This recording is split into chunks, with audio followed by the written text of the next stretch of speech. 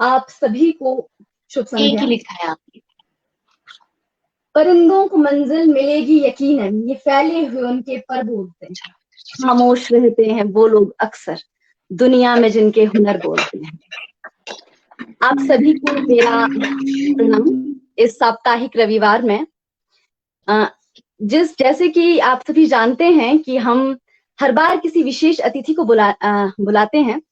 इस बार भी हम एक बहुत विशेष अतिथि को अपने साथ बुला रहे हैं ताकि हम अपने गांव में पढ़ने वाले बच्चों को प्रोत्साहित कर सकें पढ़ाई में आगे बढ़ने के लिए, और हम उन्हें बता सकें कि कोई भी इतना बड़ा या छोटा नहीं होता, उसे देखने वाली आंख बड़ी या छोटी होती है। आज जिन्हें हमने बुलाया है उनका परिचय करवाना मैं अपना परम कर्तव्य समझती हूँ। आज हमारे साथ हैं श्री नेमराज शर्मा जी। ये नौरा कॉलेज में असिस्टेंट प्रोफेसर के पद पर कार्यरत हैं। इन्होंने पीजी कॉलेज चंबा से एमए किया, उसके बाद इन्होंने एमफिल किया एचपीयू से, जिसमें ये गोल्ड मेडलिस्ट रहे, और जिन्होंने जेआरएफ किया है, और राष्ट्रीय और अंतर्राष्ट्रीय स्तर की इन्होंने कई सेमिनार्स और कॉन्फ्रेंसेस अटेंड की हैं। सर, आपका बहुत बहुत स्वागत है। और सर के बारे में एक चीज और भी बताना चाहूंगी कि सर सर ने एलाइट का पेपर क्रैक कर दिया था, इनको जॉब भी मिल चुकी थी शायद, और उसके बावजूद इनका जो टीचिंग के लिए पैशन था वो इन्हें टीचिंग में ले आया। तो सर, मेरे ख्याल से आपके साथ का सवालों और जवाबों का सिलसिला अब हम शुरू करते हैं। सर, सबसे जी। पहले मैं अपने दर्शकों को मेरे दर्शक ये जानने के लिए बहुत उत्सुक होंगे कि आपने एलाइट सर्विसेज को छोड़ करके टीचिंग को क्यों किया? अच्छा, सबसे पहले तो मैं धन्यवाद करना चाहूँगा आपकी पूरी टीम को, और मैं धन्यवादी हूँ आपका कि आपने मुझे एक विशेष अतिथि के रूप में बुलाया अपने विचार रखने के लिए। और मैं थोड़ा एक करेक्शन करना चाहूँगा। मैंने ना एमएससी जो है ज्योग्राफी में एचपीयू से किया है, और एमफिल भी उसके बाद यहाँ से किया है। बीए या ग्रेजुएशन मैंने वहाँ से किया है, चंबा से।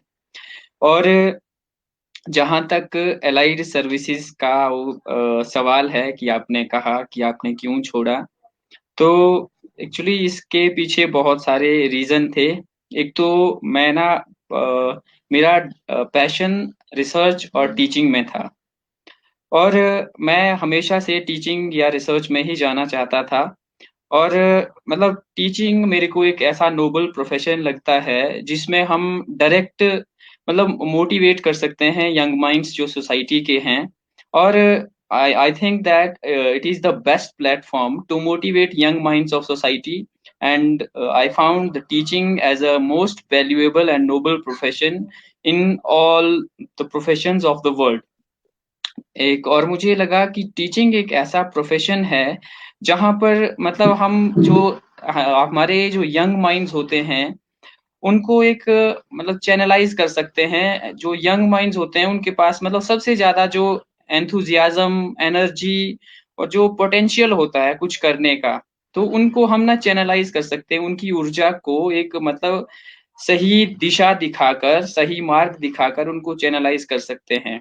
तो मेरा पहले से वो था कि मैं कॉलेज, मेरा पहले से ही डिसाइडेड रहा कि मैंने या तो कॉलेज में जाना है या विश्वविद्यालय में जाना है टीचिंग और रिसर्च में। और पहला तो ये था। दूसरा फिर क्या हुआ कि समय जैसे उससे पहले जब मैं एमफिल कर चुका था, मतलब एमएससी कर रहा था, तो थर्ड सेमेस्टर तक मेरा सेट नेट सेट और जेआरएफ तीनों क्लियर हो चुके थे। और इन बिटवीन मतलब 3 सेमेस्टर तक जो मैं सेकेंड टॉपर और मेरे बीच, मतलब मैं फर्स्ट टॉपर रहा था तीनों सेमेस्टर्स में, और मेरे और सेकेंड टॉपर के बीच में काफी मार्क्स का डिफरेंस था। तो उस समय जो फोर्थ सेमेस्टर में जब मैं था, तो मतलब ये गोल्ड मेडलिस्ट मिलना, मतलब पहले से गोल्ड मेडल मिलना तय था। तो उस समय क्या हुआ कि 2009 में हम एक्चुअली ज्योग्राफी में हिमाचल प्रदेश की बात करें तो हिमाचल प्रदेश में महाविद्यालय स्तर पर ज्योग्राफी में पोस्ट बहुत कम निकलती थी। और लास्ट टाइम क्या हुआ था कि जो 2009 में पोस्ट निकली असिस्टेंट प्रोफेसर्स की, और उसके बाद फिर जब मेरा फोर्थ सेमेस्टर में था एमएससी में, तो उस टाइम पोस्ट निकली। तो मैं बहुत मतलब निरुत्साहित हुआ, मैं बहुत निराश हुआ कि जब जिस प्रोफेशन में मैं जाना चाहता था उसमें नहीं जा पाया। तो 9 साल पहले, मतलब 9 साल बाद पोस्ट निकल रही है, तो उसके बाद मुझे लगा कि अब तो 9 साल बाद ही या 5-6 साल बाद पोस्ट निकलेंगी, तो मुझे कोई ना दूसरा ऑप्शन भी मतलब देखना चाहिए अपने लिए। तो उस समय क्या था कि फिर एलाइड सर्विसेज का एक वो निकला हुआ था, नोटिफिकेशन निकली थी, मैंने भर दिया और प्रीलिम्स आया, मतलब ऐसे ही हो गया, मतलब पढ़ाई तो काफी की, प्रीलिम्स क्वालिफाई हो गया ऐसे ही, और मेंस क्वालिफाई हो गए, इंटरव्यू क्वालिफाई हो गया और सिलेक्शन हो गई। फिर जब सिलेक्शन हुई तो उसके बाद फिर मुझे एमफिल कर रहा था उस समय, मुझे लगा, तो इन बिटवीन मैंने जेएनयू में मेरी सिलेक्शन हो गई थी, उसमें एमफिल पीएचडी प्रोग्राम में, और वहां से भी छोड़ दिया था क्योंकि मैंने कहा ज्योग्राफी में तो एक्सपोजर कम है और कितने साल बाद पोस्ट निकलेंगी, तो जो पारिवारिक जिम्मेवारियां हैं और जो सामाजिक आर्थिक दायित्व हैं उनको देखते हुए मुझे फिर दूसरी फील्ड, मतलब दूसरा ऑप्शन रखना पड़ा। फिर मैंने लाइट सर्विसेज का वो किया, लेकिन जब क्वालिफाई हो गया तब तक तो ठीक था। उसके पश्चात क्या हुआ, मैं असमंजस की स्थिति में पहुंच गया। परिवार वाले बहुत खुश थे, अध्यापक गण दोस्त बहुत खुश थे, ठीक है, बहुत कम उम्र में, मतलब at that time I was 22 years old। तो बोला कि आपको जॉब मिल गई, अच्छी जॉब मिल गई। मैं इलेक्शन कानून को अपॉइंट हुआ इलेक्शन डिपार्टमेंट में। तो उस समय पर मैं बहुत असमंजस की स्थिति में था, मुझे लगा कि मैं कुछ और भी कर सकता हूँ, मतलब इतना अंतरात्मा में इतना सेल्फ कॉन्फिडेंस और वो था कि मैं कुछ और अच्छा कर सकता हूँ इससे। तो फिर मैंने सोचा कि क्यों ना कुछ रिस्क लिया जाए, तो रिस्क लेकर मैंने उसको छोड़ दिया। और फिर मैंने एक मन बना के रखा कि मैं आऊंगा तो अब प्रॉपर एचएएस में आऊंगा, या तो क्योंकि ज्योग्राफी में कम सीट्स निकलती थी, तो मैंने फिर एचएएस, प्रॉपर एचएएस की तैयारियां मतलब शुरू की, और उसमें आने का निश्चय कर लिया कि ठीक है, इसमें नहीं तो दूसरे में सही। तो करके मैंने उस समय उसकी जॉब छोड़ दी थी, ये एलाइड सर्विसेज की। जी सर, मेरे ख्याल से हमारे देश में few teachers who are teachers by choice. There are maximum teachers who are teachers by accident. आपको देख करके लगता है कि नहीं, teaching में आज भी लोग अपनी मर्जी से आते हैं और because they want to motivate and inspire the young brains. Sir, क्योंकि आपने एचएएस की तैयारी की बात की और आपने नेट की बात की कि आपका थर्ड सेमेस्टर में और फोर्थ सेमेस्टर आते आते आपका सेट भी क्वालिफाई हुई थी, तो फिर मैं ये जानना चाहूंगी कि आपने प्रिपेयर किस तरीके से किया उन एग्जाम्स के लिए।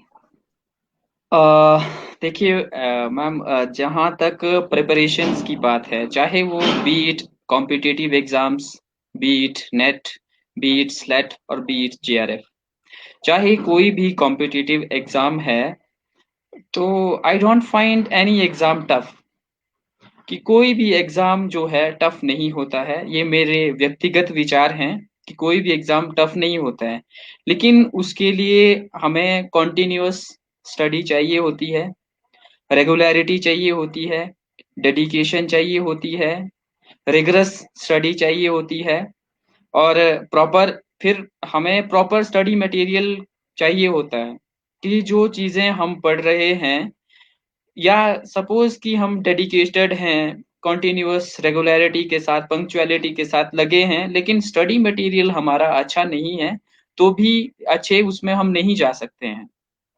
तो उसमें हमें प्रॉपर स्टडी मटेरियल भी एक इम्पोर्टेंट रोल प्ले करता है। और जैसे suppose we are preparing for allied services, तो उसमें क्या है कि या बी इट एनी एग्जाम, कि कोई भी एग्जाम है तो सबसे पहले उसकी सिस्टेमेटिक स्टडी हम करेंगे, और उसके बाद सबसे पहले हमें क्या काम करना चाहिए कि सिलेबस बेस्ड स्टडी होनी चाहिए, कि सिलेबस क्या है किसी भी एग्जाम का, सिलेबस डाउनलोड करो आप, सिलेबस देखो, किसी भी एग्जाम का सिलेबस देखो आप, और सिलेबस देख के जो स्टडी मटेरियल है उसकी सिलेक्शन करो। रेफरेंस्ड मटेरियल होना चाहिए, चाहे वो बुक्स हैं, चाहे मैगजीन्स हैं, चाहे कोई भी अदर मटेरियल है।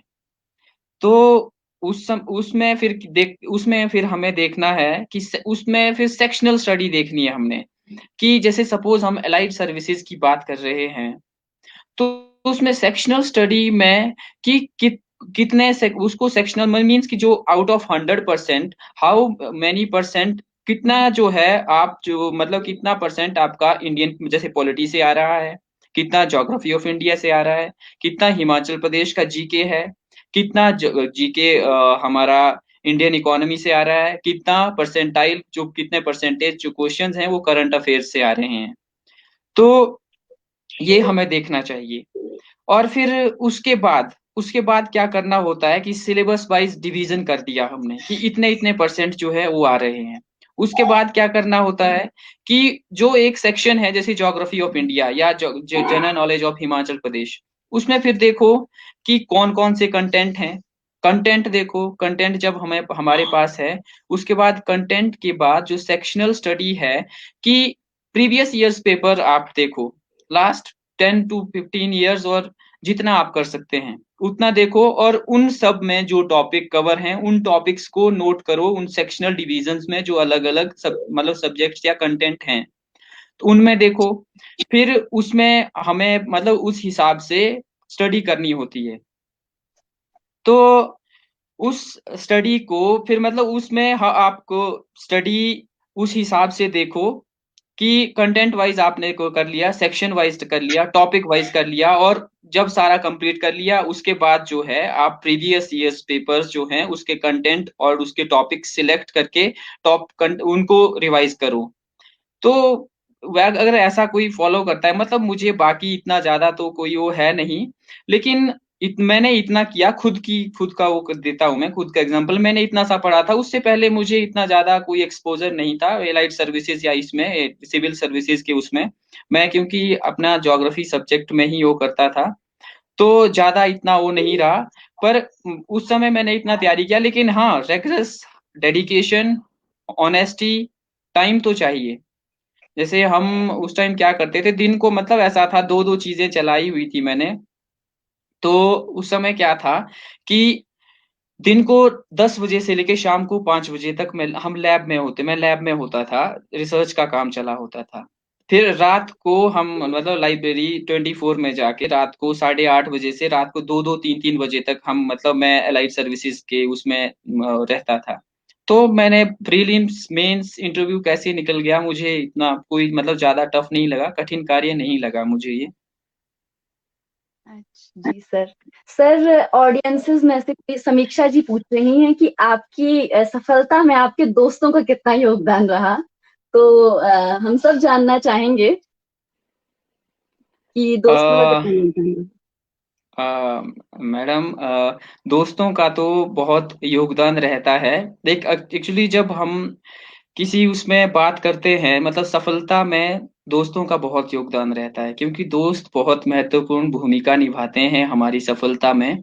और मेरी सफलता में भी मेरे दोस्तों ने बहुत महत्वपूर्ण योगदान निभा प्ले मतलब रोल प्ले किया है।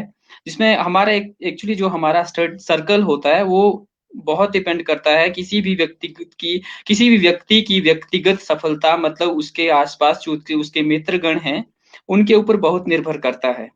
जैसे मैं अपनी बात करूं तो मेरा बाय गॉड ग्रेस मेरा जो सर्कल था बहुत अच्छा था, जिसमें जैसे हमारे काफी मतलब अच्छे मित्रगण थे, जैसे अनीता शर्मा जो अभी पीएचडी में हैं, मनीषा, पूर्ण सर थे, और खूबराम जी थे, अर्चना, मतलब ऐसे ये मेरे काफी, और जितेंद्र, ये मेरे बहुत मतलब अच्छे, ये मेरा एक सर्कल था। और हम हमेशा मतलब पॉजिटिव डिस्कशंस डिपार्टमेंट में किया करते थे। और जब नेट सेट जेआरएफ की हम तैयारियां करते थे, उस समय हम मतलब एक एक डेढ़ डेढ़ दो दो घंटा मतलब रोज हमारी डिस्कशंस होती थी डिपार्टमेंट में। तो ये हमारा मतलब रहता था। और सर्कल बहुत मतलब पॉजिटिव सर्कल जो है आपका मतलब बहुत इंपॉर्टेंट रोल प्ले करता है आपकी सक्सेस में। और मुझे हर समय, चाहे वो मतलब सोशल सपोर्ट की जरूरत थी या इकोनॉमिक सपोर्ट की जरूरत थी, तो उन मतलब सभी जगह पे मेरे दोस्तों ने मेरा साथ दिया है। और ये जो 5-6 नाम आपको लिए मैंने, ये इन्होंने बहुत महत्वपूर्ण भूमिका निभाई है मेरी सफलता में। जी हाँ, कहते हैं संगत से गुण उपजे कुसंगत से गुण जाए, बांस फांस और मिश्री एक भाव बच जाए। तो दोस्तों का एक काफी पॉजिटिव और नेगेटिव जैसे भी हो, दो दोस्तों का असर सबके साथ रहता है जीवन में। तो सर, बातचीत का सिलसिला आगे बढ़ाते हुए सर, मैं आपसे ये पूछना चाहूंगी, इस सब में ये जो जीवन यात्रा रही, किस तरह की उठापटक आपने देखी? किस किस तरह की समस्याओं का आपको सामना करना देखो, समस्याएं तो जैसे कोई भी वो रहता है, समस्याएं बहुत रहती हैं, जैसे किसी भी उसमें बहुत मतलब इमेंस चैलेंजेस जिसको कह सकते हैं या कह सकता हूं मैं, बहुत समस्याओं का सामना करना पड़ा। और वैसे हर व्यक्ति के उसमें हर व्यक्ति को अपने स्तर पर, अपने अपने मतलब व्यक्तिगत स्तर पर समस्याओं का सामना करना पड़ता है। वो समस्याओं की जो प्रकृति होती है, जो नेचर ऑफ प्रॉब्लम होती है, वो डिफरेंट हो सकती है, लेकिन हर व्यक्ति को समस्याओं का सामना करना पड़ता है सफलता के पथ पर। और दूसरा, खास करके मैं अपनी समस्याओं की बात करूं तो मेरे सामने भी कई समस्याएं थी। इकोनॉमिक रिसोर्सेज की अनअवेलेबिलिटी उसमें से एक थी, क्योंकि मेरा जो इकोनॉमिक बेस था उतना ज़्यादा अच्छा नहीं था। हालांकि अच्छा था पर उतना ज़्यादा अच्छा नहीं था। और दूसरा, फिजिकल बैकवर्डनेस थी। मैं बहुत ही मतलब एक दूर दराज क्षेत्र से संबंध रखता था, और I belong to a very backward और remote area, we can not say backward, remote area, जहाँ पे मतलब अभी भी रोड और नेटवर्क लिंकेजेस नहीं थे। तो आप समझ सकते हैं कि वहाँ पे सामाजिक आर्थिक परिवेश लोगों का किस तरह का था। और सोसाइटी की जो विजन था, जो दृष्टिकोण था समाज का, वो भी उतना वो नहीं था कि आगे जा रहे हैं, टाइम वेस्ट कर रहे हैं, जल्दी नौकरी देखनी चाहिए, इस तरह का। और फिर जो डिस्पैरिटीज होती हैं, जो सोशियो इकोनॉमिक कंडीशंस हैं, वो भी उतनी अच्छी नहीं थी, जिसके कारण मतलब उतना अच्छा वो नहीं हो पाया। और जो रूरल एरियाज में गवर्नमेंट स्कूल्स में उतना हमारा मेरा अच्छा मतलब शैलो कंसेप्चुअल अंडरस्टैंडिंग थी, उतना ज्यादा अच्छा बेस भी नहीं बन पाया। But despite all these things, I take all these challenges as opportunities.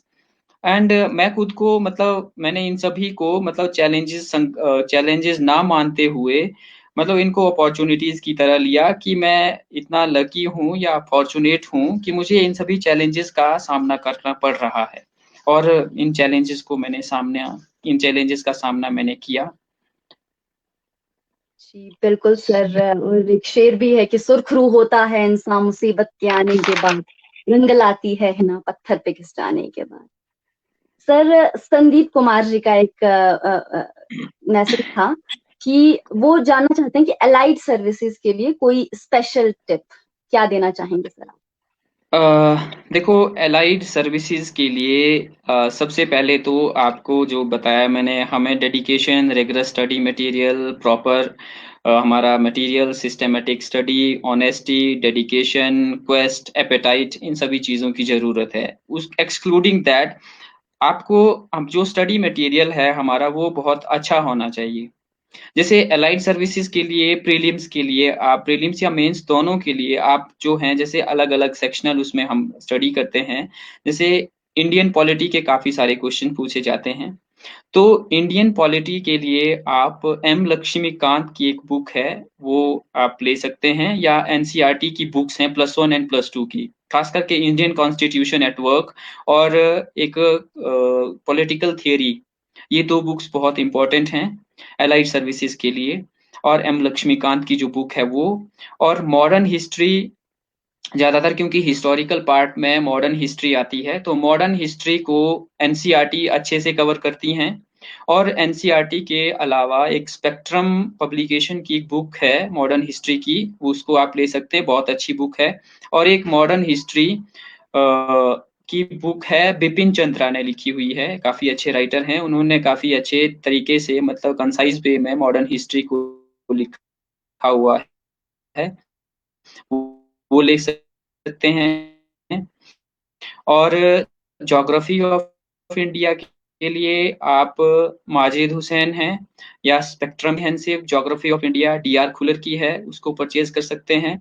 और इंडियन इकोनॉमी के लिए रमेश सिंह की बुक है, उसके बारे में हम मतलब उस इकोनॉमी के बारे में उसे ले सकते हैं। और जनरल नॉलेज ऑफ हिमाचल प्रदेश भी बहुत इंपॉर्टेंट रोल प्ले करता है लाइफ सर्विसेज में। उसके लिए 2-3 बुक्स हैं, जैसे वंडरलैंड हिमाचल प्रदेश जो जगमोहन बलोखरा जी ने लिखी है, वो इम्पोर्टेंट बुक है। उसके अलावा एक मियाँ गोवर्धन सिंह की है, art and culture of Himachal Pradesh, वो भी बहुत इंपॉर्टेंट बुक है। और इन 2 बुक्स के अलावा आकाश पब्लिकेशन की एक बुक है, प्रीलिम्स के लिए आप उसे भी ले सकते हैं। और इस हिमाचल के पोर्शन में कुछ एक क्वेश्चंस जो हैं करंट से भी पूछे जाते हैं, करंट इकोनॉमिक जो सिनेरियो है उससे रिलेटेड, तो उसको कवर करने के लिए इकोनॉमिक सर्वे जो पब्लिश होता है हमारा, उसको हम ले सकते हैं। और करंट अफेयर्स के लिए आप प्रतियोगिता दर्पण या दृष्टि की मैगजीन कंसल्ट कर सकते हैं। और न्यूज़पेपर्स में हिंदू और जनसत्ता हैं, उनको आप वो कर सकते हैं। और कुछ एक सोशल साइट्स हैं, जैसे स्टडी आईक्यू है, मृणाल आईएएस है, अन अकेडमी है, उनको आप कंसेप्चुअल अंडरस्टैंडिंग के लिए कुछ एक कॉन्सेप्ट्स वहाँ आप वो कर सकते हैं। जी सर। जी सर, अरविंद गुलेरिया जी, आपका बहुत बहुत स्वागत है। उनका भी एक मैसेज था सर, जो हमने शायद मेरे दिमाग में भी था, और संगीता जी भी पूछना चाह रही थी कि साक्षात्कार की जब बात आती है, रिटर्न तो क्वालिफाई हो जाता है, तो साक्षात्कार में बच्चों को किन बातों का ध्यान रखना चाहिए? और अरविंद गुलेरिया जी का स्पेशली था कॉलेज कैडर के इंटरव्यू के लिए, पर मैं चाहती हूँ कि आप कॉलेज कैडर का तो बताएं ही बताएं, बाकी अलाइड के सर्विसेज के लिए, ताकि सब बच्चों की हेल्प हो सके सर। देखिए, इंटरव्यू के लिए हमें इंटरव्यू में भी कुछ एक चीज़ों का ध्यान रखना होता है। जैसे कुछ एक चीज़ें होती हैं, वो चाहे कोई भी इंटरव्यू हो, जैसे सब्जेक्ट स्पेसिफिक होते हैं कि आप अलाइड सर्विसेज के इंटरव्यू के लिए आप वो कर रहे हो, तो उसका कंटेंट और मटेरियल वैसा रहता है। लेकिन अगर कॉलेज कैडर का है या कोई भी इंटरव्यू है, उसमें कुछ एक बेसिक स्किल्स जो हैं वो हर एक इंसान के पास होनी चाहिए, हर एक कैंडिडेट के पास होनी चाहिए, जो भी अपीयर हो रहे हैं इंटरव्यू में। और जब मतलब उसमें सेल्फ कॉन्फिडेंस सबसे इम्पोर्टेंट होता है इंटरव्यू में। सेल्फ कॉन्फिडेंस आप बहुत इंपॉर्टेंट रोल प्ले करता है सेल्फ कॉन्फिडेंस, कि आप कितने कॉन्फिडेंट हैं इंटरव्यूअर के सामने।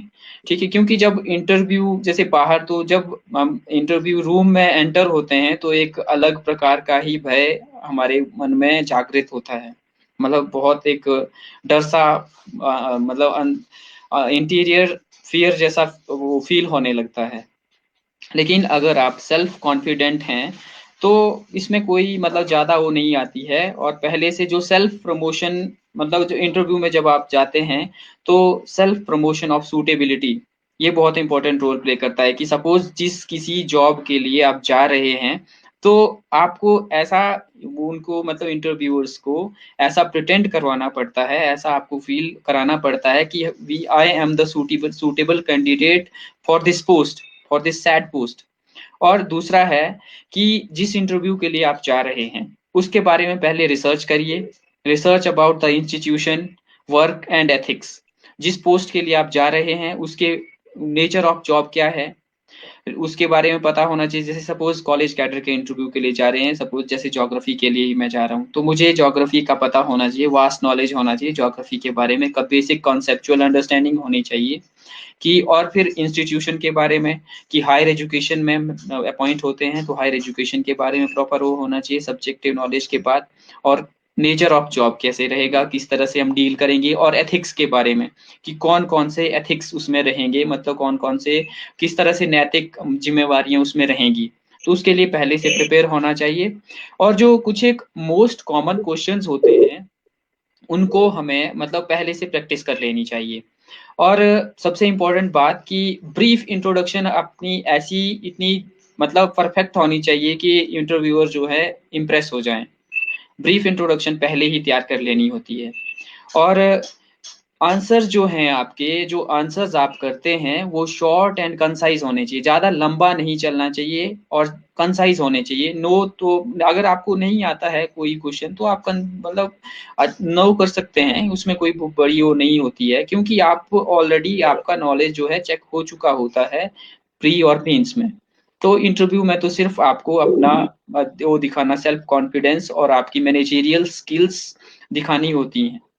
तो आप और utilization of body language and eye contact, कि आपका eye contact, direct eye contact, जैसे 3-4 मेंबर्स बैठे हुए हैं, तो उसमें आपका डायरेक्ट आई कांटेक्ट होना चाहिए इंटरव्यूअर्स के साथ, जो इंटरव्यू ले रहे हैं उनके साथ, कि जो क्वेश्चन पूछ रहा है उनको एड्रेस करके उनका डायरेक्ट आई कांटेक्ट होना चाहिए। ऐसे नहीं कि वो इंटरव्यूअर पूछ रहा है और आप कहीं और देख के आंसर कर रहे हो। और आपका बॉडी लैंग्वेज बहुत अच्छी होनी चाहिए, ऐसे नहीं फील होना चाहिए कि आप डरे हुए हैं। बॉडी पोस्चर भी बहुत अच्छा होना चाहिए। और इसके लिए फिर जैसे आपका एक तो जो करिकुलम वाइटे होता है हमारा, सीवी, वो पहले से प्रिपेयर होना चाहिए। और पॉजिटिव एटीट्यूड के साथ आपने जाना है इंटरव्यू के लिए। कभी फियर, मतलब फोबिया नहीं होना चाहिए किसी भी मतलब इंटरव्यू के अंदर। जब आप बोर्ड में जाते हो उससे पहले का कई सारी बातें होती हैं कि इंटरव्यू बोर्ड ऐसा है, ये इंटरव्यूअर ऐसा है, बहुत सारी मतलब भ्रांतियां फैलाई जाती हैं कि ऐसा होगा वैसा होगा। उन परिस्थितियों को इग्नोर करना चाहिए, हमें इंटरव्यू रूम से के बाहर ही छोड़ देना चाहिए। तो पॉजिटिव एटीट्यूड के साथ हमें जाना चाहिए। और जिस सब्जेक्ट के लिए या जिस पोस्ट के लिए आप इंटरव्यू दे रहे हो उसकी डीप कंसेप्चुअल अंडरस्टैंडिंग होनी चाहिए। और अगर मैं अपने इंटरव्यू की बात करूं, कॉलेज कैडर के इंटरव्यू की, तो उससे पहले मैं अ, वहाँ जा रहा इंटरव्यू, जब जेएनयू में गया था एमफिल पीएचडी के लिए इंटरव्यू देने के लिए, वो मेरा पहला साक्षात्कार था। तो वहाँ पर तो मतलब जो 15-16 जो प्रोफेसर्स थे वो बैठे हुए थे। तो जब मैं अंदर गया तो काफ़ी मतलब ऐसे डर सा लग गया कि इतने सारे लोग क्या क्वेश्चन पूछेंगे, पर मैं सेल्फ कॉन्फिडेंस थोड़ा अच्छा था। तो फिर उसके बाद वो जो क्वेश्चन जिस तरह से पूछते गए, तो मेरा मतलब वहां पर जब दिया इंटरव्यू, तो उसके बाद सिलेक्शन हो गया, ठीक लगा। उसके बाद यहाँ आया, फिर एलाइड सर्विसेज का एग्जाम क्वालिफाई हुआ, उसका इंटरव्यू दिया। फिर थर्ड, वो जो कॉलेज कैडर का था वो तो थर्ड टाइम का था।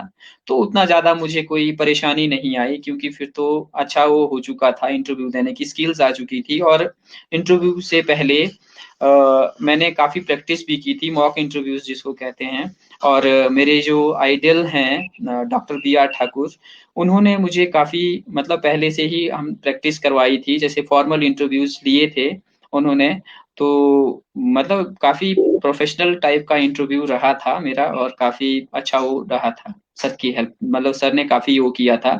तो सर की वजह से मेरा मतलब तीनों उसमें सर ने काफ़ी वो किया और हेल्प की। और थर्ड टाइम तो मतलब उतना विशेष वो नहीं रहा था, मुझे काफ़ी मतलब नॉर्मल सा फ़ील किया था, मतलब जैसे बाकी डरे हुए थे, डर वगैरह मतलब कुछ ऐसा वो नहीं रहा था, और नॉर्मल इंटरव्यू रहा था। सर, जो आपने दो बातें बहुत अच्छी कही कि सकारात्मक सोच और आत्मविश्वास किसी भी जंग जी, को जीतने के लिए सबसे बड़ी चीजें होती हैं कि मन के हारे हार है, मन के जीते जीत। तो सर, आप प्रश्नों का सिलसिला ही इतना हमारे दर्शक इतने उत्साहित हैं आपसे प्रश्न पूछने के लिए। सर, शायद किसी ने, मैं नाम देखना भूल गई सर, मुझे नाम नहीं ध्यान रहा, पर कोई पूछ रहा था कि क्योंकि आप टीचिंग प्रोफेशन में हैं, तो वो जानना चाहते थे कि इंस्टीट्यूशन में स्टूडेंट्स को साथ लेकर चलना आपके लिए क्या एक बड़ा चैलेंज है, या फिर कौन कौन सी समस्या आप स्टूडेंट्स के साथ चलने में आ रही है? नहीं देखिए, कुछ समय तो लगता है, जैसे मैंने जब ज्वाइन किया, काफ़ी सारी समस्याएं तो हर जगह रहती हैं, जैसे मैंने पहले भी कहा। लेकिन जी जी। It is a bent of mind.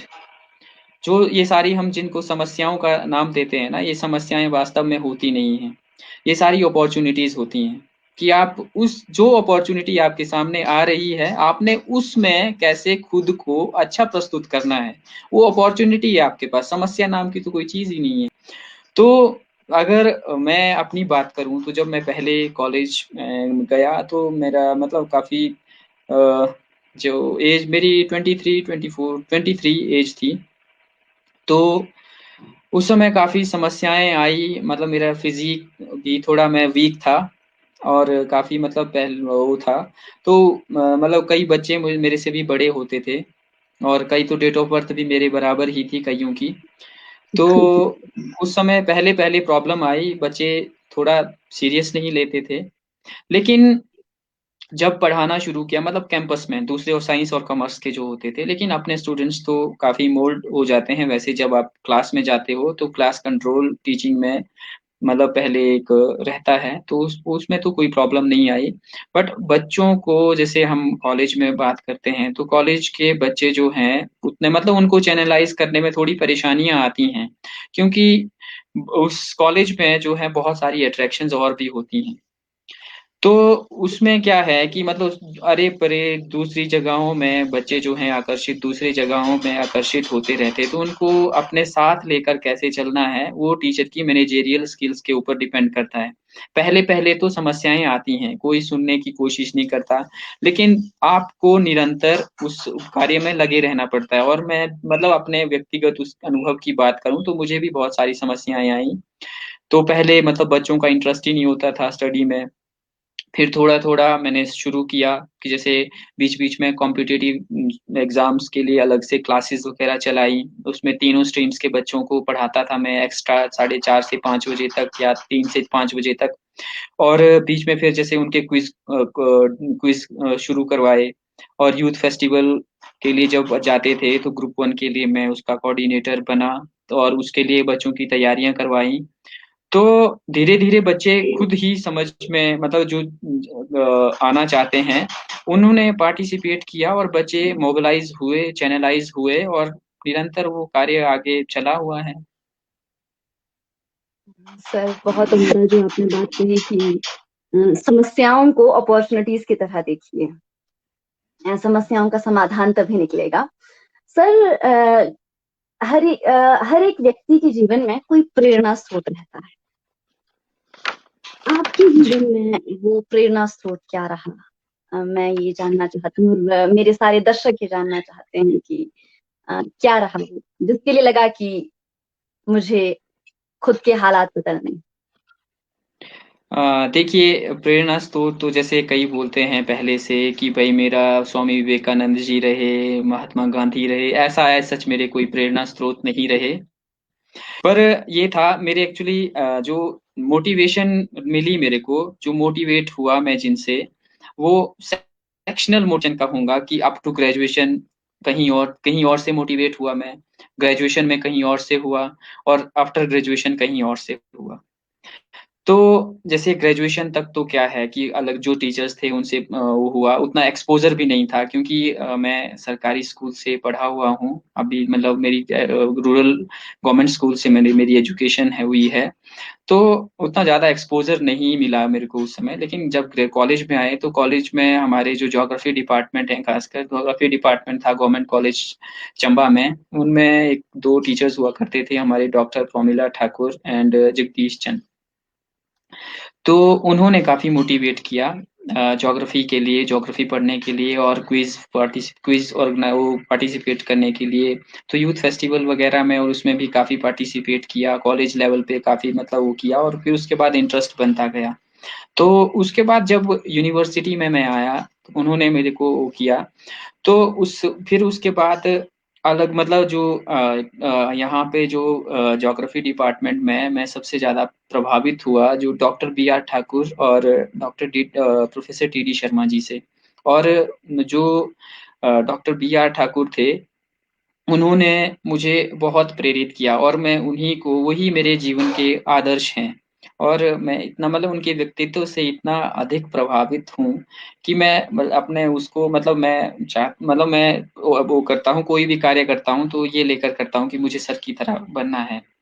और जब मोटिवेशन की बात की आपने, तो मोटिवेशन में सबसे अधिक जो मोटिवेशन मिली मुझे वो मेरे पेरेंट्स से मिली, मेरे माता पिता से मिली। क्योंकि मेरे माता पिता मतलब हमारा, I belong to a pretty ordinary family, और जिसमें मेरे पापा जो हैं एक फार्मर हैं, और मेरी मम्मा जो हैं वो आंगनवाड़ी में हेल्पर हैं। तो उन्होंने एक जो किया मतलब in spite of having all these things, उन्होंने प्रमोट किया कि आपने जो हम नहीं कर पाए वो आपने करना है। और मतलब हमारे पास ना इंटरनेट फैसिलिटी थी हमारे गांव में, ना है, और रोड कुछ नहीं था। तो मतलब वो इस इन सब होने के बावजूद भी, सोशियो इकोनॉमिक जो कंडीशंस हैं वो अच्छी ना होने के बावजूद भी, उनका जो दृष्टिकोण था उनका जो विज़न था बहुत लंबा था कि जो हम नहीं कर पाए वो हमने करना है, और उन्हीं से मुझे हर वक़्त प्रेरणा मिली कि मैंने करना है, कुछ करना है।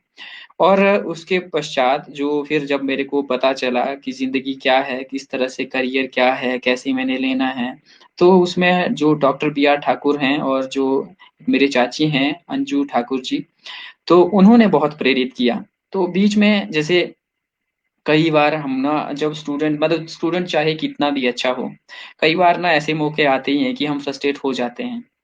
तो जब मैं थोड़ा फ्रस्ट्रेट हो जाता था, तो उस समय मैं जो सर थे, उनसे बात करता था, उनसे कन्वर्सेशन करता था।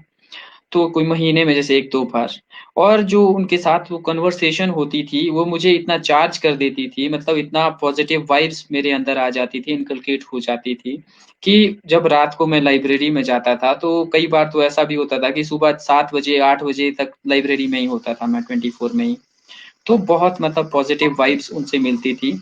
और उसके अलावा जो सबसे इम्पोर्टेंट रोल प्ले करता है वो होती है सेल्फ मोटिवेशन, क्योंकि आप दूसरों से कितना मतलब दूसरे आपको गाइड कर सकते हैं, मोटिवेट कर सकते हैं, लेकिन जब तक हमारी खुद की एपेटाइट ना हो ना कुछ करने की, क्वेस्ट ना हो, तो तब तक कुछ इंसान कर नहीं सकता एक्चुअली।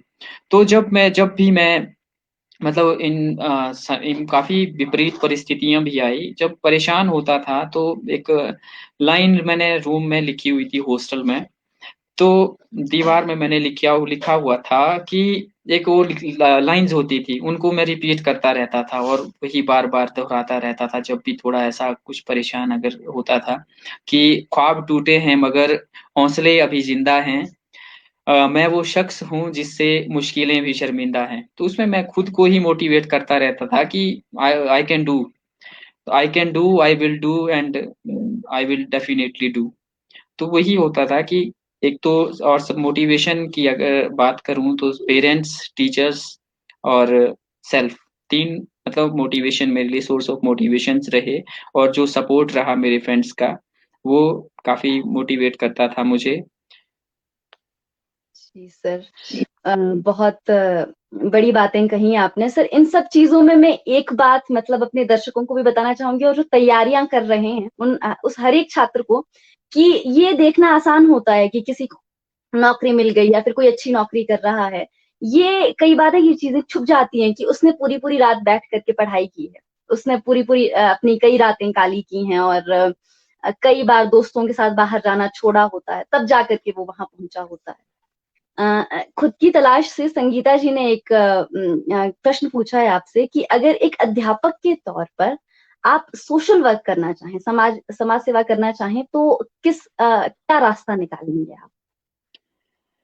अ, देखिए जैसे मैंने आपको पहले भी कहा कि जो इसीलिए मेरे जो सोशल वर्क और उसमें मतलब अपना मैं कंट्रीब्यूशन कैसे दे पाऊँ समाज में, इसी के लिए मैंने मेरा जो पैशन था पहले से ही टीचिंग और रिसर्च रहा है, और जो अध्यापन और अनुसंधान कार्य हैं, उससे हम सोशल वर्क कर सकते हैं।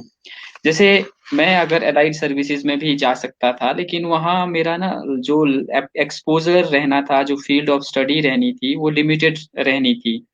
कि मैं सिर्फ़ उसी फ़ील्ड में काम कर सकता था, इलेक्शन डिपार्टमेंट में ही काम कर सकता था।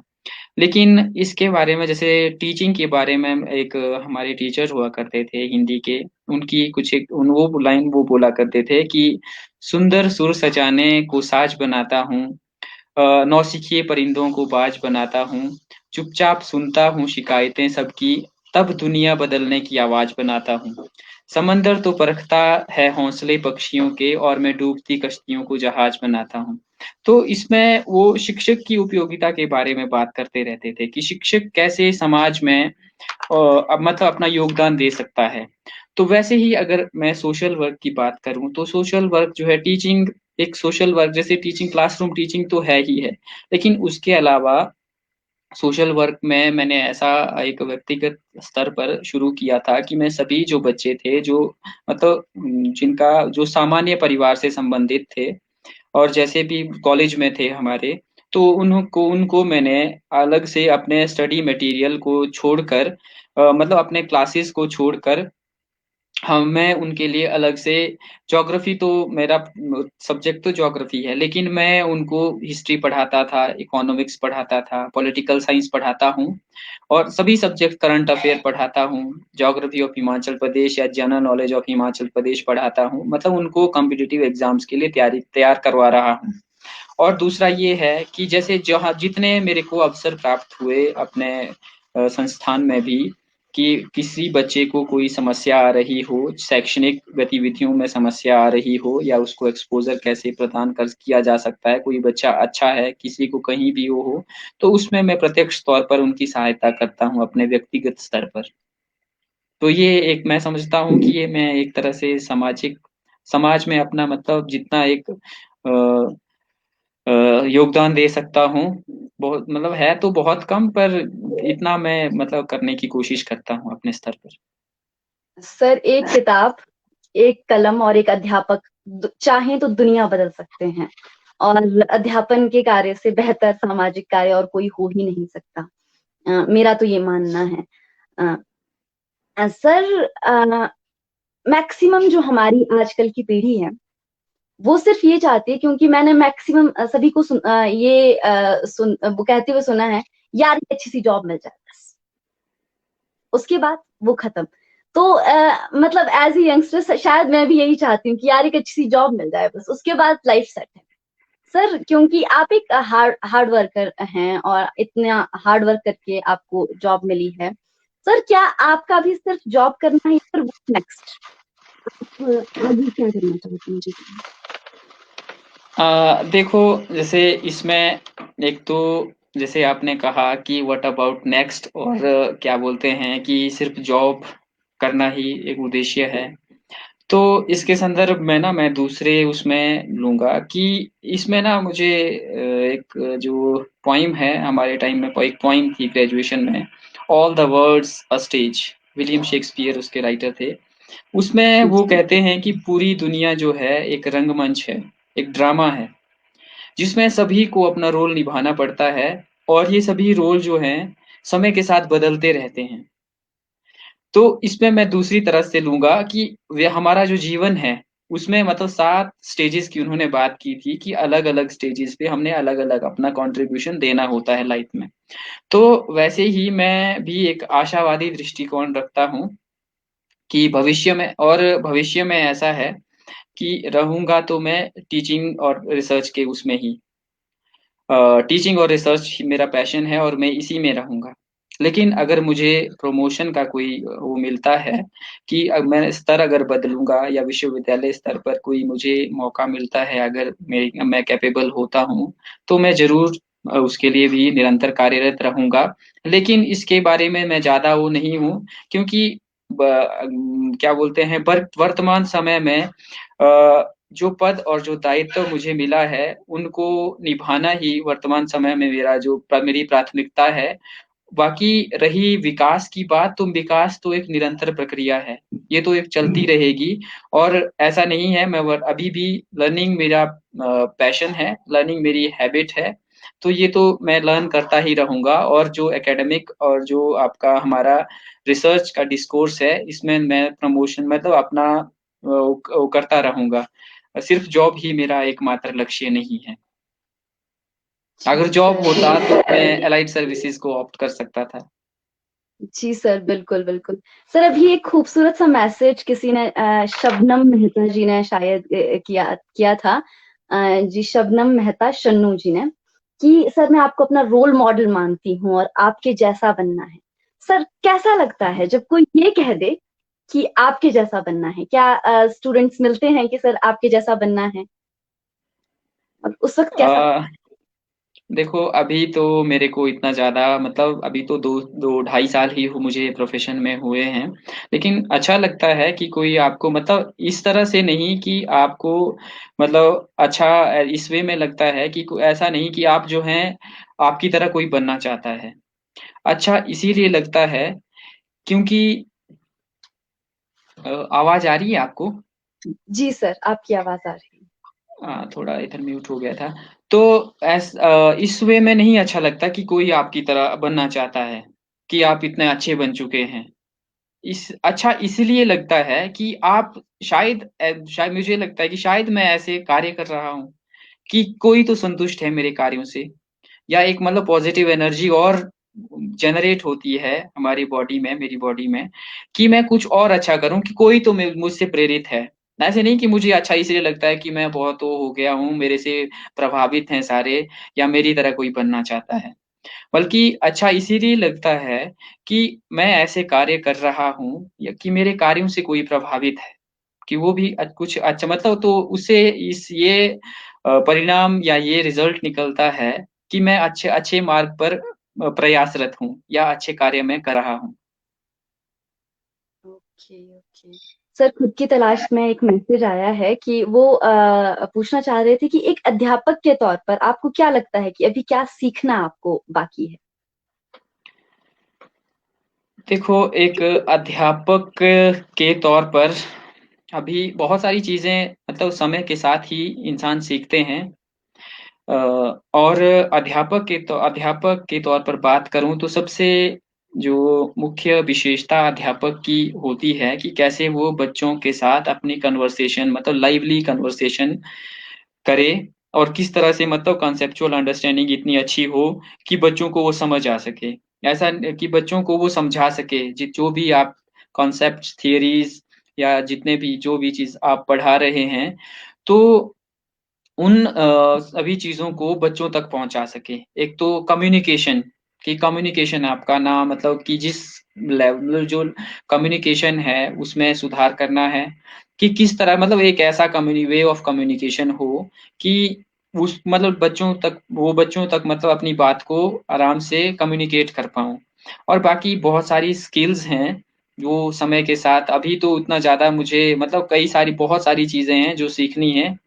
बाकी अभी मैंने उतना एक्सपीरियंस नहीं किया है कि कौन-कौन सी चीज़ें स्पेसिफिकली एक्सपीरियंस नहीं किया है कि कौन-कौन सी चीज़ें सीखनी हैं। Okay sir. भगवान करे एक दिन आप परफेक्ट टीचर बन जाएं। वैसे आप बेस्ट टीचर हैं, क्योंकि आपसे लोग सीख रहे हैं और आपको अपना रोल मॉडल मान रहे हैं ऑलरेडी, तो आप बेस्ट टीचर हैं। तो भगवान करे एक दिन आप परफेक्ट टीचर हो जाएं। सर, अगला प्रश्न, क्योंकि पढ़ाई के बारे में ही बात करते करते हमें आधा पौना घंटा हो गया, तो सर मैं ये जानना चाहती हूँ कि पढ़ाई को छोड़ करके आपकी और क्या रुचियां हैं? जब आप कुछ नहीं कर रहे होते हैं तो क्या करना चाहते देखो, पढ़ाई के अलावा मैं अधिकतर अपना समय जो है अभी भी मतलब पढ़ाई में ही बिताता हूँ, अपनी किताबों के साथ ही बिताता हूँ। और किताबों के अलावा अपने दोस्तों मतलब जब समय मिलता है, अपने दोस्तों से बात करता हूँ। और दोस्तों के अलावा फिर जब मतलब हम बीच में मेरे को ट्रैवलिंग का काफ़ी शौक है, और ट्रैवलिंग और फ़ोटोग्राफ़ी का बहुत शौक है मुझे। तो ट्रैवलिंग और फ़ोटोग्राफ़ी करता हूँ मैं फ्री टाइम में, और अपने दोस्तों के साथ घूमता रहता हूँ। तो ये मेरा पढ़ाई के अलावा ये शौक है। हैं? जी, मतलब ट्रैवलिंग। सर, कौन कौन सी जगहों में आप ट्रैवलिंग करना चाहेंगे भविष्य, निकट भविष्य में? अ, निकट भविष्य में पहले तो मैं अपने हिमाचल प्रदेश में ही मेरे से अभी 2 जगहें बचती हैं मेरी। एक तो लाहौल स्पीति और किन्नौर 2 जगहें बची हुई हैं। इस साल प्लान वैसे बनाया था, पर वो कोरोना की वजह से नहीं हो कर पाए। बाकी ट्रैवलिंग बाकी काफ़ी सारी जगहें, जैसे हम जाते थे, सर वगैरह हमें ले जाते थे। तो ट्रैवलिंग में काफ़ी सारी जैसे जगहें कवर भी की हैं। जैसे आंध्र प्रदेश, उड़ीसा, ये वेस्ट बंगाल, ये हमारा अ, अजंता एलोरा, महाराष्ट्र, हरियाणा, राजस्थान, दिल्ली, ये तो काफ़ी मतलब कवर की हैं। और अभी भविष्य में और भी काफ़ी मतलब जगहें हैं, ज्योग्राफिकल सिग्निफिकेंस लिए हुए हैं और हिस्टोरिकल सिग्निफिकेंस लिए हुए हैं। उन स्थानों का भ्रमण करने की ऐसे मेरी इच्छा है कि उन स्थानों का भ्रमण किया जाए, ताकि इंडिया की जो डाइवर्सिटी है उसके बारे में, और जो डाइवर्सिटी इन कल्चर, जियोमॉर्फोलॉजी, और जो वेरिएशंस हैं हमारे लैंग्वेज या रिलीजन, और सभी मतलब सोसाइटी की जो सोशो इकोनॉमिक कंडीशंस हैं उन सभी के बारे में पता कर सके, क्योंकि इंडिया एक बहुत रिच कंट्री है। अपने कल्चर में अपनी बहुत सारी डाइवर्सिटीज लिए हुए हैं, चाहे वो सोशो इकोनॉमिक डाइवर्सिटीज हो या फिजिकल डाइवर्सिटीज हो। तो ये अपने मतलब इंडिया को जानना है मुझे अपने लाइफ स्पैन में। जी बिल्कुल, भारत को जानना अपने आप में एक बहुत बड़ा हरक्यूलियन टास्क है। मैं ये बताना चाहूंगी अपने दर्शकों को कि हमारे साथ ओम प्रकाश शर्मा जी जुड़े हुए हैं, जो कि हमेशा हमें अपना आशीर्वाद देते रहते हैं। सर, उनका आशीर्वाद हमारे लिए बहुत बड़ी बात है। वो एक वरिष्ठ व्यक्ति हैं, बड़ों का आशीर्वाद हमेशा बच्चों के लिए अच्छा रहता है। तो सर, अब मैं वापस बातचीत पर आती हूँ। सर, ये कब लगा कि आपको जियोग्राफी से प्यार है? ये जब मैं ग्रेजुएशन में था तो उस समय क्या था, मतलब जो ज्योग्राफी डिपार्टमेंट समझा जाता था, जैसे साइंस हम कॉलेज में जाते थे तो साइंस को काफी प्रियो हमारे समय में साइंस को काफी प्रायोरिटी दी जाती थी। और ऐसा समझते थे कि साइंस वाले ज्यादा इंटेलिजेंट होंगे, और जो हम आर्ट्स के स्टूडेंट्स होते थे वो खुद को थोड़ा मतलब काफी in spite of being intelligent and मतलब अच्छे स्टूडेंट्स भी होते थे। तो हम मतलब एक वो फियर लेके चलते थे कि हम जो है इनसे थोड़े शायद उतने वो नहीं है, सुपीरियर नहीं है, इंफीरियर है इनके। तो इन्फिनिटी कॉम्प्लेक्स जी, ह्यूमैनिटीज को। वैसे मतलब आर्ट्स के स्टूडेंट्स में डेवलप किया जाता था, मतलब एक तरह से मतलब एनवायरनमेंट, हमारा सराउंडिंग एनवायरनमेंट ऐसा होता था। लेकिन ये अभी भी उसमें जो ऐसा हम ही है। तो उसमें एक्चुअली जो हम वो करते थे, तो हमें ज्योग्राफी जो सब्जेक्ट था, आर्ट्स में ज्योग्राफी सब्जेक्ट बहुत सुपीरियर सब्जेक्ट रहता था। ज्योग्राफी का अलग अपना डिपार्टमेंट होता था और हम वहाँ पे अलग अपना वो सब रखते थे। तो जब मैं जो उसमें था, कॉलेज में था, तो जो कॉलेज टीचर्स थे हमारे वो चंबा कॉलेज में, उन्होंने काफी मोटिवेट किया, और उसी समय मतलब मैंने मतलब थर्ड ईयर तक, फाइनल ईयर तक मैंने काफी तैयारियां की थी इसकी, कि मैं उसके लिए तैयारी करूंगा, जेएनयू के लिए तैयारी करूंगा इसमें ज्योग्राफी में। उसी समय मतलब मैंने सोच लिया था कि मुझे ज्योग्राफी में ही जाना है। तो कॉलेज के समय मतलब जो टीचर्स ने मोटिवेट किया, तो उस समय मैंने सोच लिया था कि मुझे ज्योग्राफी में ही करना है और टीचिंग प्रोफेशन में ही जाना है, और स्पेसिफिकली ज्योग्राफी में ही जाना है। ज्योग्राफी में। चलिए सर, बहुत अच्छी बात है कि आपको वक्त रहते पता चल गया कि आपको कहाँ जाना है। वरना हमारे ही देश में कई स्टूडेंट्स ऐसे हैं जिनको पढ़ाई खत्म हो जाती है और उसके बाद भी उनको ये नहीं पता चलता कि उनका रास्ता था कहाँ और वो कहाँ चल दिए थे। जी सर, जी। आज आपके जी सर, आप कुछ कहना चाहते हैं? नहीं नहीं, मैंने कहा हाँ जी बिल्कुल। जी सर, आपके साथ आज की ये जो चर्चा है वो काफी सार्थक रही। मैं आशा करती हूँ कि सभी को अपने सभी को अपने सवालों के जवाब मिले होंगे, और थोड़ा बहुत जो हमने कोशिश की सबको ये बताने की कि अगर आपके इरादे सच्चे हैं और आप ईमानदारी के साथ मेहनत करते हैं तो आप किसी भी लक्ष्य को प्राप्त कर सकते हैं। कोई भी लक्ष्य बड़ा या छोटा नहीं होता है। तो इसी के साथ हम हाँ, आप एक सभी से मिनट, विदा लेते हैं। जी सर। एक मिनट में थोड़े ना कुछ सजेशंस अपने वो करने इनकॉर्पोरेट करना चाहूंगा इसमें। जी बिल्कुल सर। तो जैसे सजेशंस कुछ एक मैंने ऐसे वो किया था पहले कि मैं कुछ एक सजेशंस अपने व्यक्तिगत जो मेरे एक्सपीरियंसेस रहे उनको शेयर करूंगा, और आजकल का जो सिनेरियो चला हुआ है, जो स्टूडेंट्स हैं और जो एस्पिरेंट्स हैं कॉम्पिटिटिव एग्जाम्स के, वो किस तरह से मतलब उनको किस तरह से काम करना चाहिए। जी तो बिल्कुल सर, स्वागत है। उसमें जैसे एक तो सबसे पहले हमें ये समझना पड़ेगा कि hard work is the only की टू सक्सेस। कि सफलता आपको वैसे नहीं मिल जाएगी कि ये जॉब मेरे को मिल जाती, वो जॉब मिल जाती तो ठीक हो जाता, तो वैसे नहीं है। हार्ड वर्क तो उसके लिए करना पड़ेगा। और दूसरा है कि मोटिवेशन हम देखते हैं कि संदीप माहेश्वरी की कोई वीडियो देख ली या कोई किसी और की, और मोटिवेट हो गए, और 10 मिनट के लिए मोटिवेशन होगी वो सिर्फ, या तक वो जो पॉइंट ऑफ टाइम होगा ना मोटिवेशन का वो बहुत कम होगा। तो सबसे इम्पोर्टेंट जो मोटिवेशन है आपकी सेल्फ मोटिवेशन है। जब तक आपके अंदर की क्वेस्ट और जो एपेटाइट ऑफ डूइंग समथिंग वो क्रिएट नहीं होती ना आपकी अंतरात्मा में, तब तक आप कुछ नहीं कर पाओगे। और उसके अलावा आप में क्रिएटिविटी बहुत इंपॉर्टेंट रोल प्ले करती है, कि आप क्रिएटिव वर्क आपका होना चाहिए, और पंक्चुअलिटी होनी चाहिए आप में। और एक जो हम सबसे बड़ी हमारी समस्या ये है कि हम कंपैरेटिव एनालिसिस करना शुरू हो जाते हैं। जब हम कंपैरेटिव एनालिसिस करते हैं ना अपना, तो कई बार हम क्या है, दूसरों से कम आंकते हैं, दूसरों से ज़्यादा आंकते हैं। एक्चुअली ये कंपैरेटिव एनालिसिस नहीं होना चाहिए। क्योंकि अ, हमेशा जो कॉम्पिटिशन है वो खुद से होता है। जब हम किसी भी उसकी तैयारियाँ करते हैं, तो हमारा कॉम्पिटिशन किसी के साथ नहीं होता है। हमारा कॉम्पिटिशन सिर्फ़ खुद से होता है। और वो कॉम्पिटिशन जो है हमें खुद से देखना चाहिए कि मैंने कितनी तैयारियाँ किस चीज़ के लिए, किसी चीज़ के लिए की हैं और मैं कितना मतलब अपना कंट्रीब्यूट कर पा रहा हूँ। और अगर नहीं कर पा रहा हूँ, एक बार नहीं कर पाया, तो उन एरियाज़ को आप फाइंड आउट कीजिए। कौन-कौन से एरियाज़ हैं जहाँ पे आप नहीं काम कर पाए उतने अच्छे से और उन एरियाज़ पे काम कीजिए और सेकंड टाइम फिर परफ़ॉर्म कीजिए और अपने रिकॉर्ड को चेक कीजिए। Always break your own records.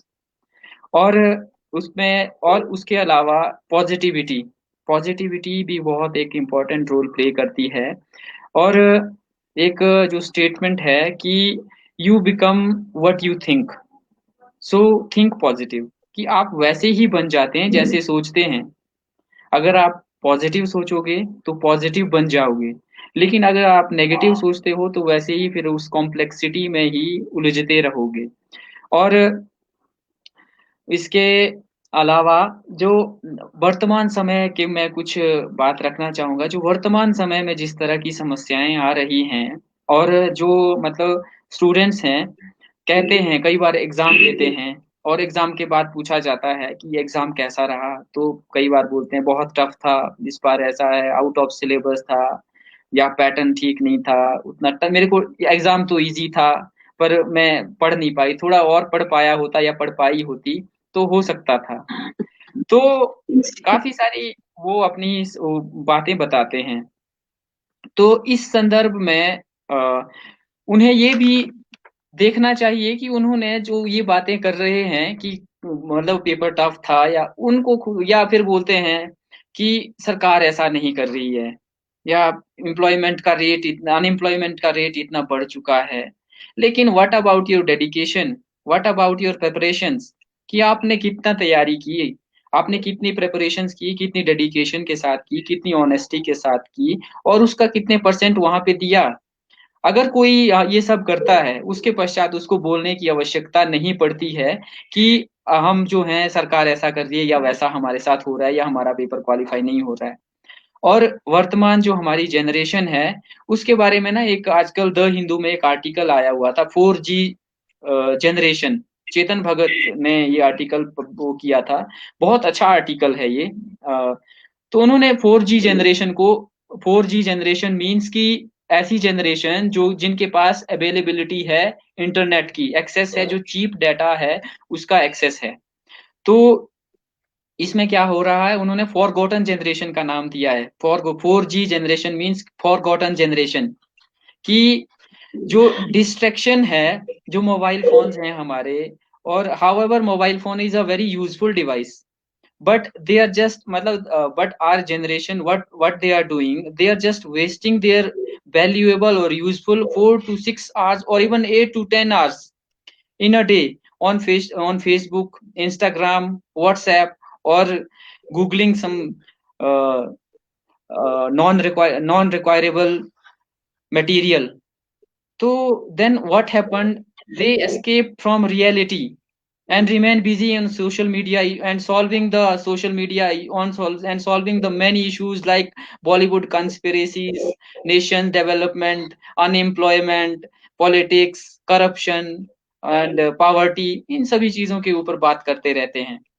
ठीक है, इन सभी चीजों के ऊपर बात करना बहुत अच्छी बात है, इनके बारे में समझ होना बहुत अच्छी बात है, लेकिन आप अगर इतना सारा टाइम जो है अपना वैल्यूएबल टाइम इन सभी बातों के ऊपर, या इन सभी की सुशांत सिंह को अभी वो नहीं मिला, जस्टिस नहीं मिला, रिया चक्रवर्ती के साथ ये हो रहा है, या कोई नेता ये कर रहा है, कोई वो हो रहा है, तो उससे क्या, does it providing the jobs to them, कि उनको इससे जॉब मिल रही है क्या? बेसिक अंडरस्टैंडिंग रखो, अपने थॉट्स एक्सप्रेस करो, बट अपना टाइम यूटिलाइज करो। तो उससे क्या हो रहा है कि फोन एडिक्शन हो रही है और मेंटल स्ट्रेस हो रहा है।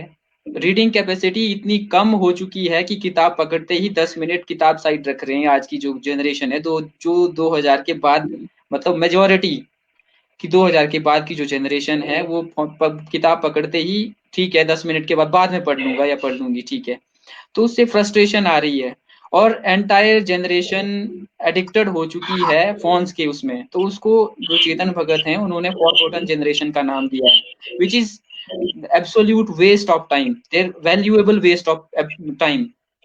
और अगर हाउएवर जैसे अगर उनको लग रहा है कि वर्तमान में परिस्थितियां अच्छी नहीं चल रही हैं, पॉलिटिक्स में अच्छा नहीं हो रहा है, मीडिया अच्छा काम नहीं कर रहा है, बॉलीवुड में अच्छा काम नहीं हो रहा है, then wastage their valuable so much valuable time on mobile phones is not going to solve all these problems, कि उनसे ये समस्याएं सॉल्व होने वाली नहीं है, ठीक है।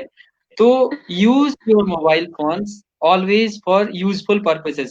If we want to make India's economy strong, then we have to focus on our individual efforts instead of wasting our so much valuable time on this social media platforms. तो उनको अच्छे उसमें हमें लेना होगा। और मैं लास्ट में एक लाइंस पंक्तियां कुछ मैंने वो की थी, उनको बोलना चाहूंगा कि जब हौसला बना लिया ऊंची उड़ान का, जब हौसला बना लिया ऊंची उड़ान का, फिर देखना फिजूल है कद आसमान का। बिना संघर्ष जिंदगी जीना आसान नहीं होता, बिना संघर्ष के कोई महान नहीं होता। जब तक पत्थर पर पड़े ना हथौड़े की चोट, पत्थर भी भगवान नहीं होता। तो उसके लिए एफर्ट्स तो हमें करने पड़ेंगे देखो। और उन एफर्ट ऐसे हम कोई भी जॉब हमें मिलने नहीं वाली है, या समाज में हम जो योगदान देना चाहते हैं किसी भी रूप में, प्रत्यक्ष या अप्रत्यक्ष रूप में, वो सबसे पहले अपने व्यक्तिगत स्तर पर शुरू होती है। और व्यक्तिगत स्तर पर हमें उन सभी चीजों में योगदान देने की आवश्यकता है। और जिसके लिए एक तो सबसे बड़ी हमारी फॉरगॉटन जनरेशन है, उनको ध्यान देना पड़ेगा, ताकि हम अपनी अर्थव्यवस्था को भी मजबूत बना सकें और भारत को एक बार, भारत देश को फिर से सशक्त और इसकी हमारी अर्थव्यवस्था को सुदृढ़ बनाने में, या हमारा जो समाज है, हमारा जो संस्कृति है, बहुत ही धन धान्य से संपूर्ण रही है। ऐतिहासिक दृष्टि से, ऐतिहासिक दृष्टिकोण अगर देखा जाए तो भारत बहुत ही अमीर रहा है हर एस्पेक्ट में। तो उसे फिर से हमें हमारे समाज को, हमारी अर्थव्यवस्था को अपने व्यक्तिगत स्तर पर जो सकारात्मक कार्य हैं उनको करके, इनको एक बार फिर से हमें भारत को नई ऊंचाइयों तक ले जाने की आवश्यकता है। धन्यवाद। जी बिल्कुल सर, आपने बहुत अच्छी बात कही कि don't become part of the propaganda politics.